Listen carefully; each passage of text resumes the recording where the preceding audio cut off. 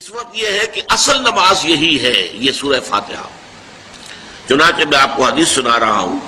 جو صحیح بخاری میں بھی ہے، صحیح مسلم میں بھی ہے، جامع ترمذی میں بھی ہے، سنن ابی داؤد میں بھی ہے، سنن نسائی میں بھی ہے، اور بہت سی کتابوں موجود ہے۔ اور یہ عن عبادۃ بن صامت رضی اللہ تعالی عنہ، حضرت عبادہ بن صامت سے ہے مرفوعا کہ حضور نے فرمایا لا صلاۃ لمن لم یقرأ بفاتحۃ الکتاب، اس شخص کی کوئی نماز نہیں ہے جس نے کہ سورہ فاتحہ کی تلاوت نہیں کی۔ اب اس سے ہمارے ہاں ایک بڑا اختلاف پیدا ہوا، وہ نوٹ کر لیجئے۔ ایک رائے یہ ہے آپ اگر علیحدہ نماز پڑھ رہے ہیں تو ظاہر بات ہے کہ آپ کو ہر رکعت میں خود پڑھنی ہی پڑھنی ہے سورہ فاتحہ۔ جب باجماعت پڑھ رہے ہیں اب کیا شکل ہو؟ امام پڑھ رہا ہے سورہ فاتحہ تو کیا مقتدی کو بھی پڑھنی چاہیے؟ اس حدیث میں جو الفاظ کی شدت ہے اس کی بنا پر رجحان یہ ہوتا ہے کہ یقیناً اس صورت میں ہر شخص کو لا صلاۃ لمن لم یقرأ بفاتحۃ الکتاب، جس نے کہ فاتحہ کی تلاوت نہیں کی، قرات نہیں کی، اس کی کوئی نماز ہی نہیں۔ تو یہ موقف ہے امام شافعی کا، یہی مسلک ہے ہمارے اہل حدیث بھائیوں کا کہ آپ چاہے اکیلے نماز پڑھ رہے ہو، چاہے امام کے پیچھے پڑھ رہے ہو، اور چاہے امام جو ہے وہ جہری رکعت پڑھا رہا ہے اور چاہے سری رکعت پڑھا رہا ہے۔ خاموشی والی رکعت سورہ آپ کو معلوم ہے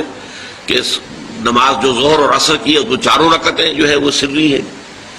مغرب کے اندر آ کر دو جہری ہیں ایک سری ہے، عشاء میں آ کر دو جہری ہیں دو سری ہیں، سورہ اور نماز فجر کے اندر دونوں جو ہیں وہ جہری ہیں۔ تو چاہے جہری ہو چاہے سری ہو، آپ کو بھی لازماً جو مقتدی ہے اسے بھی سورہ فاتحہ پڑھنی ہوگی۔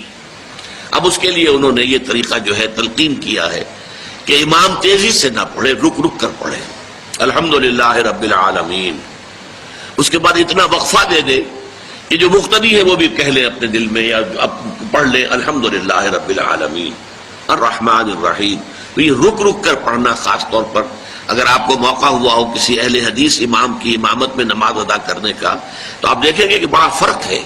ہمارے جو حنفی امام الحمدللہ رب العالمین الرحمن الرحیم مالک یوم الدین ایاک نعبد و ایاک نستعین، چار آیتیں جو ہیں وہ بھی ایک ساتھ میں پڑھ جائیں گے۔ لیکن یہ کہ عام طور پر جو اہل حدیث حضرات ہیں وہ رک رک کر ٹھہر ٹھہر کر پڑھتے ہیں، ترتیل کے انداز میں پڑھتے ہیں۔ یا پھر دوسری شکل انہوں نے ایک اور کی ہے، یہ آپ سعودی عرب میں جب کبھی نماز پڑھیں گے اور آپ پڑھی ہو آپ نے تو وہاں آپ دیکھیں گے کہ امام جو ہے وہ سورہ فاتحہ پڑھنے کے بعد کوئی ایک منٹ جو ہے خاموش رہتا ہے تاکہ آپ اب جو مقتدی ہیں وہ اس وقفے میں وہ اب سورہ فاتحہ پڑھ لیں، پھر وہ قرات کرے گا، کوئی اور آیات اس نے شامل کرنی ہے تو بعد میں شروع کرے گا، درمیان میں وقفہ ہوگا۔ لیکن ایک مسلک یہ ہے، اور یہ مسلک جو ہے یہ در حقیقت قرآن مجید کی ایک آیت کے اوپر مبنی ہے۔ سورہ اعراف کے آخر میں فرمایا گیا وَإِذَا قُرِئَ الْقُرْآنُ فَاسْتَمِعُوا لَهُ وَأَنصِتُوا، جب قرآن پڑھا جا رہا ہو تو توجہ سے اسے سنو، خود خاموش رہو۔ اب یہ قرآن مجید کی آیت ہے، اس کے بنا پر ایک رائے یہ ہے کہ آپ امام کے پیچھے سورہ فاتحہ نہیں پڑھیں گے،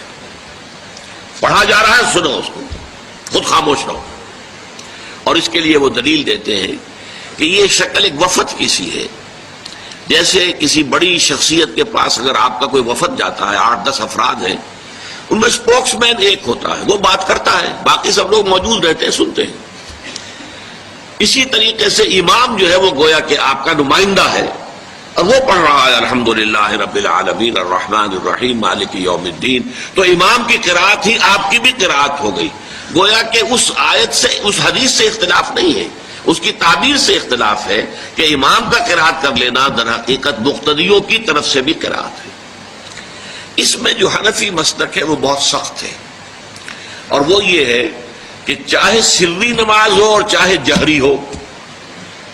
ہر کسی بھی حالت میں مقتدی جو ہے وہ سورہ فاتحہ نہیں پڑھے گا۔ اب اس میں ذرا سا سوال پیدا ہوتا ہے کہ جہری رکعت میں تو اس آیت کا اطلاق ہو جائے گا کہ وَإِذَا قُرِئَ الْقُرْآنُ فَاسْتَمِعُوا لَهُ وَأَنصِتُوا، سری میں تو اس آیت کا اطلاق نہیں ہوتا۔ بہرحال یہ مسلک ہے امام شافعی کا، ایک انتہا پر ہے، ہر صورت میں سری ہو یا جہری ہو آپ کو پڑھنی ہی پڑھنی ہے۔ اور امام ابو حنیفہ دوسری انتہا پر ہیں کہ چاہے سری ہو چاہے جاری ہو کسی شکل میں نہیں پڑھنا۔ امام مالک کا مسلک ہے درمیان میں، اور میں اس میں کوئی جھجک محسوس نہیں کرتا کہ میں آپ کے سامنے عرض کر دوں کہ میں اس پر عمل پیرا ہوں۔ وہ کیا ہے؟ جہری نماز میں خاموش رہو اور سنو، اس آیت کا اطلاق ہو جائے گا جب بلند آواز سے پڑھ رہا ہے امام تو پوری توجہ، فاستمعوا لہ، اپنی پوری توجہ کو اس کے سننے کے اوپر مرکوز کر دو اور خود خاموش رہو۔ سری رکعت میں البتہ جبکہ وہ بھی خاموشی سے پڑھ رہا ہے، آپ بھی خاموشی سے پڑھ رہے ہیں۔ بہرحال ان چیزوں میں نے یہ سب کو بیان کیا ہے تو اس سے جو میرا مقصود ہے وہ یہ ہے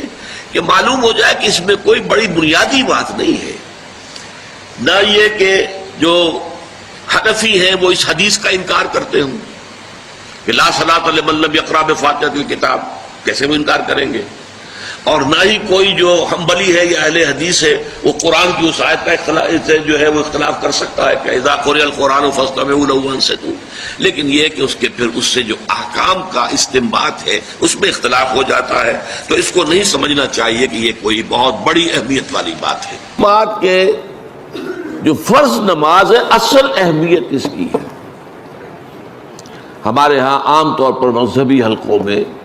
اور خاص طور پر جو ذرا متصوفانہ انداز کے رنگ کے لوگ ہوتے ہیں وہ فرض کو تو بس ایسے ہی ادا کر لیتے ہیں جیسے بس اس کی کوئی اہمیت نہیں ہے، بلکہ بعض لوگ وہ بھی ہیں کہ جو فرض کو ترک کر دیتے ہیں، نوافل پر سارا زور ہے، صرف رات کی نماز پر زور دیا جا رہا ہے۔ فرض نمازوں یہ ہم نے دیکھے ہیں، ایسے لوگ بالفعل دیکھے۔ یہ تمام چیزیں جو ہیں در حقیقت اس پھر راہ نبوت سے انسان کو ہٹا دینے والی ہیں۔ فرض کتنا فرض، نفل کتنا نفل۔ نوافل کے بارے میں جو ہے شریعت سے ثابت ہے، وہ تہجد بھی نافلۃ لک، حضور کے لیے تو لازم تھی، باقی کے لیے لازم نہیں ہے۔ جو قیام اللیل شروع میں تھا وہ لازم نہیں ہے۔ ہاں رمضان مبارک میں اس کی تشویق ہے، ترغیب ہے، وہ خاص ایک مہینہ ہے، اس میں دن میں کھانا پینا جو ہے وہ حرام کیا گیا، تو رات کو 2/3 رات یا 1/3 کم سے کم 1/3 رات جاگو اللہ کے قرآن کے ساتھ، اللہ کی کتاب کے ساتھ۔ تو یہ اصل میں جو توازن ہے یہ جو ہے بہت ضروری ہے۔ ارأیت اذا صلیت الصلوات المکتوبات، حضور آپ نے دیکھا، غور فرمائیے کہ اگر میں جو فرض نمازیں ہیں وہ ادا کروں، اب مثلا ایک حدیث مجھے اور یاد آئی، فرض نماز کی اہمیت کو بیان کرنے کے لیے حضور نے فرمایا جس شخص نے عشاء کی نماز بھی جماعت کے ساتھ ادا کی اور پھر فجر کی نماز بھی جماعت کے ساتھ ادا کی، اس کے لیے پوری رات کا قیام لکھ دیا جائے گا۔ فرض کی یہ اہمیت ہے۔ تو اذا صلیت المکتوبات، صلوات المکتوبات وصمت رمضان،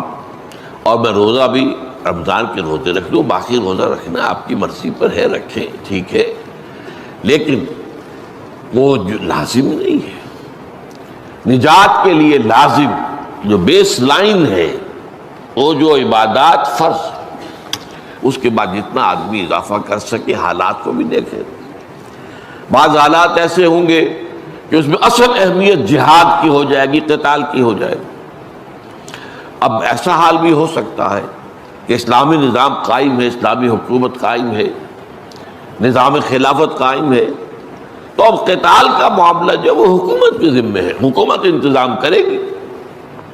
اگر کہیں 10,000 آدمی چاہیے، 10,000 آدمی نکل آئے چل جانے کے لیے، تو باقی آرام سے گھر میں سوئیں یا نوافل پڑھیں، ساری رات کھڑے رہیں، ٹھیک ہے، یہ تقرب بالنوافل کا موقع ہوگا۔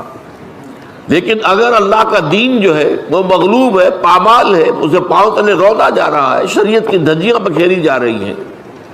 اوامر کا استہزاء ہو رہا ہے، اور جو منکرات ہیں ان کی تبلیغ ہو رہی ہے، اس وقت آدمی نوافل میں لگا رہے، وہاں تو فرض ہو جائے گا امر بالمعروف نہی عن المنکر، جہاد، اس کی جو بھی تقاضے ہوں، اس وقت سارے تقاضے اس کو بیان کرنے کا موقع نہیں ہے، اس اصل شے وہ ہوگی۔ اس فرض کو ترک کر کے نوافل میں لگیں گے تو یہ نوافل منہ پر دے مارے جائے. اس کو بہت زیادہ نمایاں کرنے کے لیے میں مثال دیتا ہوں کہ ذرا سوچئے. جب دامن احد میں معرکہ جاری تھا اور صحابہ کی جان پر بنی ہوئی تھی، خود حضور کی جان پر بنی ہوئی تھی، آپ کو معلوم ہے آپ زخمی ہوئے ہیں